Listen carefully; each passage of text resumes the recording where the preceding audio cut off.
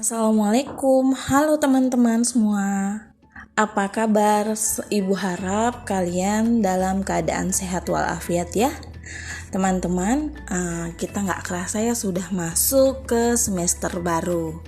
Nah, untuk di semester baru ini kita akan membahas tentang aktivitas manusia dalam memenuhi kebutuhan manusia itu beraneka ragam, dan agar manusia sejahtera harus memenuhi kebutuhannya. Nah, manusia itu sosial dan juga makhluk ekonomi. Sebagai makhluk sosial, manusia itu sangat membutuhkan bantuan orang lain. Dan manusia sebagai makhluk ekonomi itu artinya manusia selalu ingin memenuhi kebutuhan dirinya demi kelangsungan hidupnya.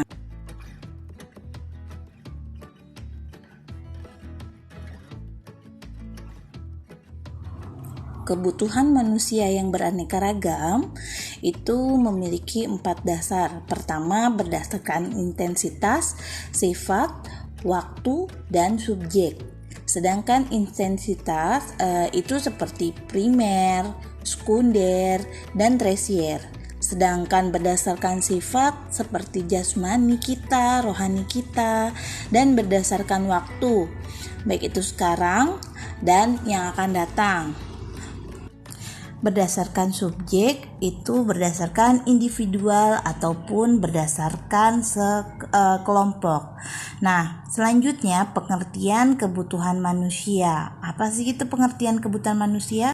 Kebutuhan manusia itu seperti adanya motif ekonomi, kemudian prinsip ekonomi, serta tindakan ekonomi. Yang pertama, kita akan bahas tentang motif ekonomi, yaitu kebutuhan, motif sosial, dan motif penghargaan serta motif kekuasaan.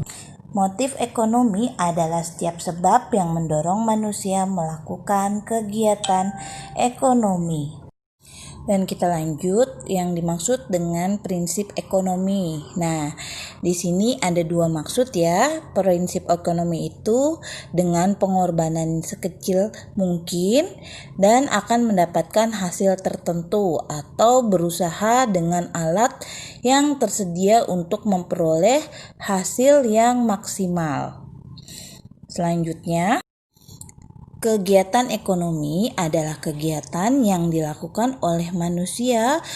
Kegiatan ekonomi sendiri itu terdiri dari 3 bagian ya, yaitu ada produksi, distribusi, serta konsumsi. Apa sih masing-masing dari kegiatan itu? Kita bahas satu persatu ya. Yang pertama, kita akan membahas tentang produksi. Produksi ini adalah kegiatan yang dapat menghasilkan suatu barang atau jasa atau menambah nilai suatu barang. Sedangkan distribusi sendiri adalah kegiatan yang menyalurkan barang dari produsen ke konsumennya. Dan konsumsi adalah kegiatan yang menggunakan makanan atau memakai barang jasa.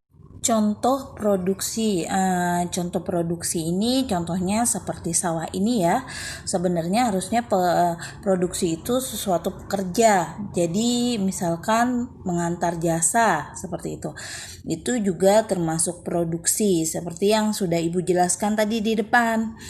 Selanjutnya kita akan bahas tentang distribusi. Nah, untuk distribusi ini adalah contohnya seperti mengantar barang dari satu produsen melalui distribusi kendaraan, baik itu laut, darat, ataupun udara, diantarkan kepada konsumen. Paham ya sampai sini? Nah, untuk yang terakhir adalah konsumsi. Konsumsi sendiri ini adalah menggunakan atau menikmati sesuatu barang atau baik itu barang yang tidak bisa dimakan ataupun barang yang bisa dimakan. Jadi konsumsi itu tidak hanya makanan saja ya teman-teman. Nah, itu saja materi hari ini, dan selanjutnya Ibu ucapkan terima kasih. Semoga ilmunya bermanfaat untuk kalian apa yang sudah Ibu terangkan. Wassalamualaikum warahmatullahi wabarakatuh.